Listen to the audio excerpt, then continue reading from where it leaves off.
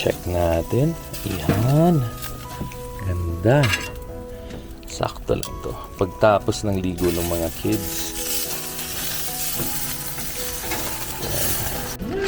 Dito. That one. Your bonus. Go. This is fun eating cars. Daddy. And more so. Daddy. It's with Daddy, right? Daddy, I got forgot to clean this.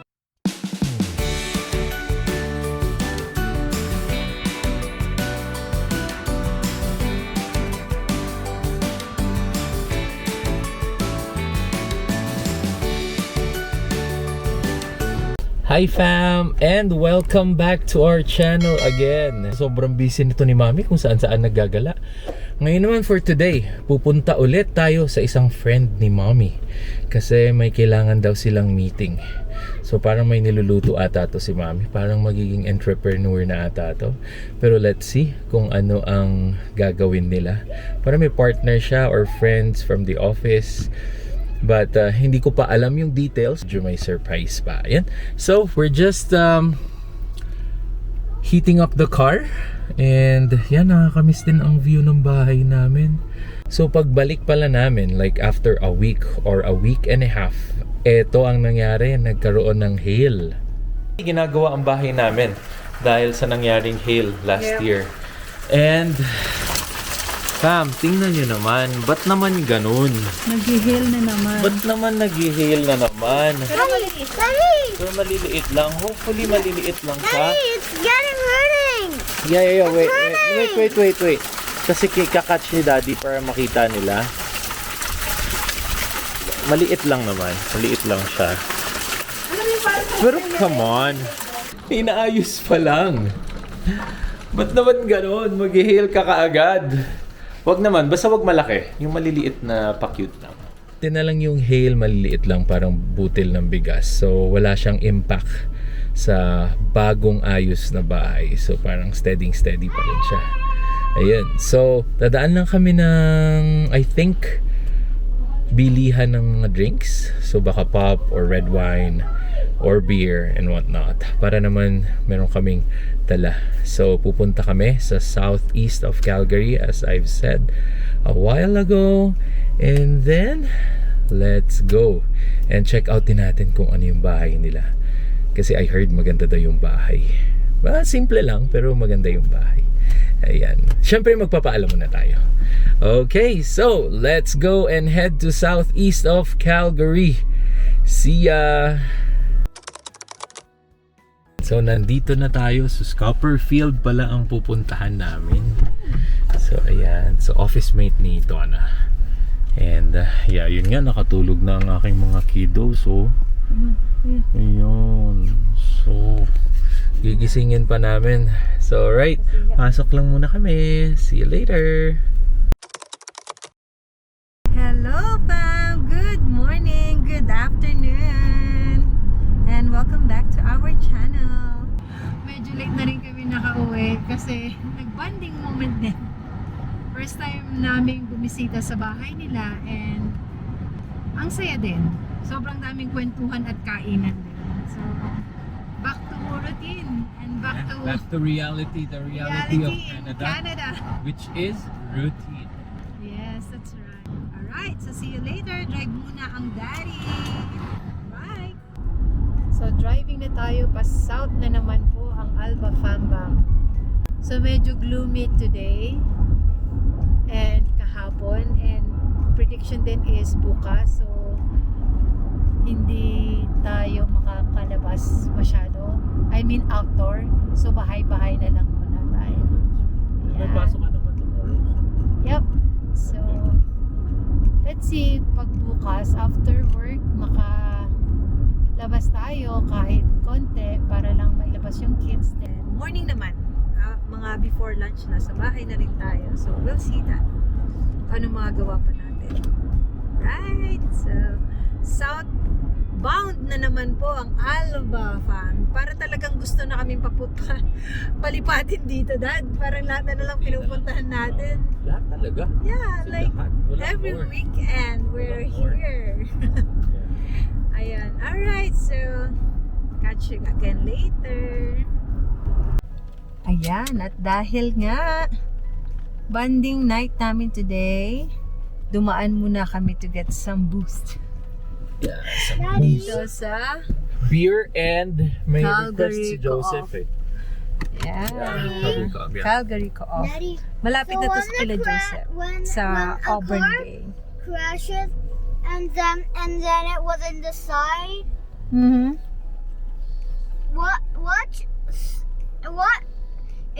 Which outside thing can go out for the car to not crash? Oh, it will crash.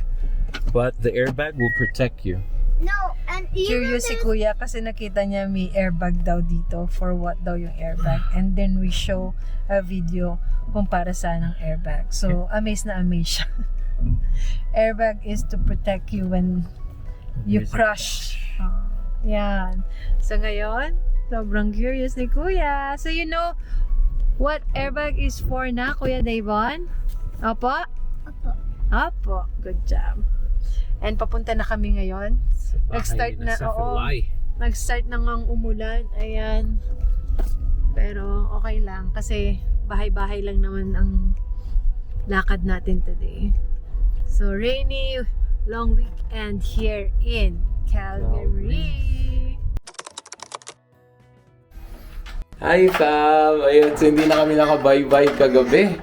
Sobrang saya and thanks to Seth and Lai again for hosting. Continue natin ang bagong vlog for today.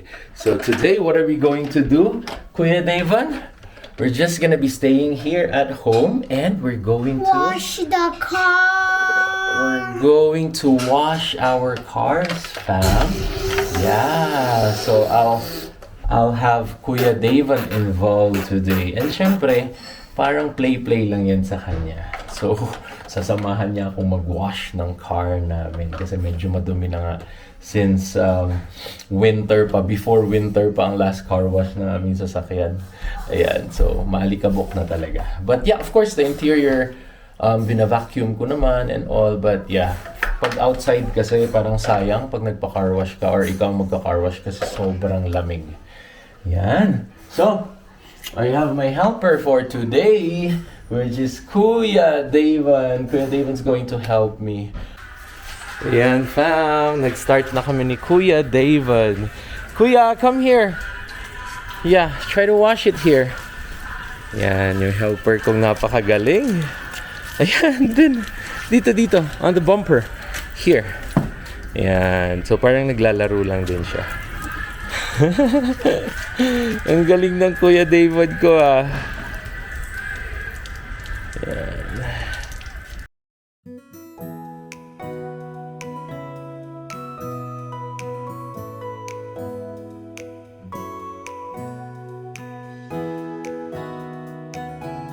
Daddy, I want to hold. Yan. Who's tired? Are you tired, Kuya? Are you tired? Who's tired? Hmm? Ayan, medyo pagod na kami actually ni Kuya Davon. But, yeah, look at that. Kahit naman walang soap, mawawash naman siya. Although yun syempre pag oily na talaga. Hindi talaga. But then, yeah. And then isang punas yan with a dry cloth. It should be good. That's the purpose. Basta mawala lang yung alikabok. And muddy parts kasi sobrang dumi niya talaga. Daddy, I'm filling with this. You can't fill that up. Why? Kasi that's for the drainage. So, ayan. Alright, so continue lang kami. And pagkatapos ng Odyssey, yung Sorrento naman. Yung gagawin namin. There you go, fam. Ayan, so tapos na ang Honda natin. Yung van. So, kita nyo naman. Kahit walang, ano yan, kahit walang detergent or car wash foam. O, di ba? Malinis naman siya eh. So, hindi talaga kailangan na may foam. But, syempre, mas best talaga if may foam. Ayan. So, nag-vacuum din ako inside. So, kinuha ko muna yung mga carpet niya. At, inano natin. Ayan. Oh, ang galing. Thanks, Kuya Davon, for helping Daddy. Ang galing naman ng anak ko. Oh. Wala walang ka-damage. No, I mean scratches madami. But damage from the winter na lumipas. Yan, ang dami niya scratches kasi medyo luma na, and yung previous owner parang hindi masyadong maalaga. But yeah, ako naman, maalaga naman tayo sa mga sasakyan. So there you go. Super clean na. Matutuwa na si mommy. At hindi na daw nakakahiya pag nasa parking. Lalo na pag spring and summer. Kasi medyo malinis ng mga sasakyan pag ganun eh. Yan. So next is our SUV naman, the Sorento. May old but very very reliable SUV. Again, na-share ko na to on the previous video para dun sa mga bago sa aming channel. Ang bili ko lang dyan sa Odyssey is 6,000, and then ang bili ko naman dito sa SUV namin na Sorento, although it's 2011, pero fam, 3 years ko nang gamit yan and wala talaga siyang problema. Change oil lang, tires, yung normal lang, brakes, wala talaga siyang problema. So we're blessed with the cars that we have right now.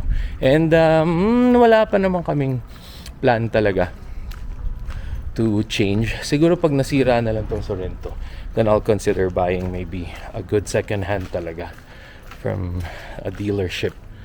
Yan. So, kukunin na natin to.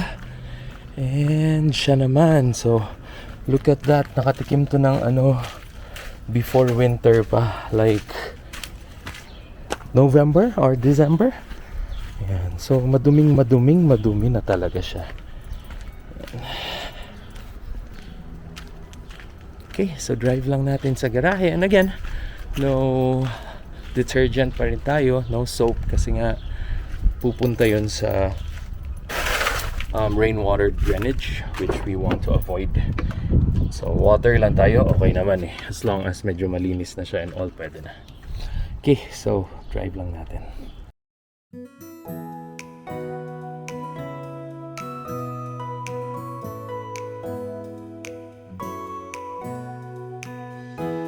There you go. So, nalinisan na natin ang ating SUV. Ayan. So, maganda na siya. Malinis na, hindi na nakakahiya. Well, hindi naman ako nahihiya. But, syempre, iba pa rin pag malinis ang sasakyan. There you go. So, water lang yan. Syempre, may mga marks talaga na may iwan kasi nga walang soap. But, the goal is to make it presentable naman. Hindi yung todo super linis talaga niya. Pero, yeah, it's very satisfying. Ayan. Meron kasing aasikasuhin din today. And ako naman, nasa car ako, nag-focus. So, at least may na-achieve tayo today. So, there you go. If you would check, maulap talaga ang Calgary ngayon. And actually, medyo nagdi-drizzle na. So, yeah, as what I've said previously, ginagawa yung townhouse namin to fix or to do some repairs due to the damage that was caused by the hail last year. Let's start cleaning the garage then para hindi siya maalikabok during summer. Although, dudumi naman talaga pag summer. Pero, at least, nakapag-inazan spring cleaning tayo. So, nabawasan natin ng mga alikabok. And, maganda siya tingnan kasi namumuti ang sahig ng garahe. Ayan, sasamahan niyo ako.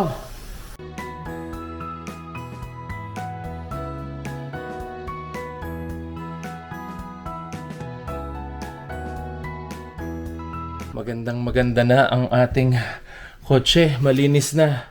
But then, pinark ko sila sa labas na ulanan na actually. Yan. Pero malinis na yan. They're all good na. Yan, matutuwa na si mommy. At ito kasi ang ginagamit niya palagi. Yung white pa naman. So, nakakahiya pag sobrang dumi niya. Yan. So, next job. Marinate naman tayo ng chicken. Kapag prepare na tayo ng marinade for our chicken. Ayan. So, try ko yung Ilonggo style. Start lang natin ang ating ihawan, which you could actually see outside. At medyo sunny pa dito kahit na 8 p.m. na ng gabi, fam. Dito sa Calgary, Canada. So, mainit pa rin. Or may araw pa rin, rather. Start na tayo mag-ihaw. Gutom na ang mga kids. It's actually 8 p.m. na. So, medyo late na actually yan. Si mommy naliligo sa taas. Sobrang dami namin ginawa. Nakita nyo naman. So, for me, mga cars, si mommy naman kinumpuni ang buong bahay. Vacuum and everything since dumating kami from Australia. Nandito na tayo sa ating ihawan. So, since medyo mainit na ang ating yan. Okay, medyo mainit na siya. So, let's go. Ginawa ko ay mayroon kaming thigh and leg here. So, ito siguro ito yung amin ni Mommy Donna. Wow. Sizzling. Then, lagyan natin yung for the kids. Dalawang big drumstick for the kids.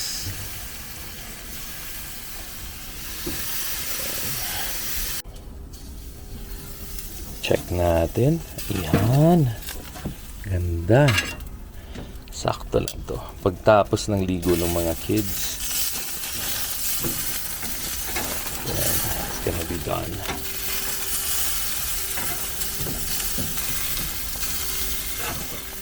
Kanina nag-drizzle na eh. Umambon na siya kanina. So, uulan to for sure. Yan, so kunin na natin ang ating grill.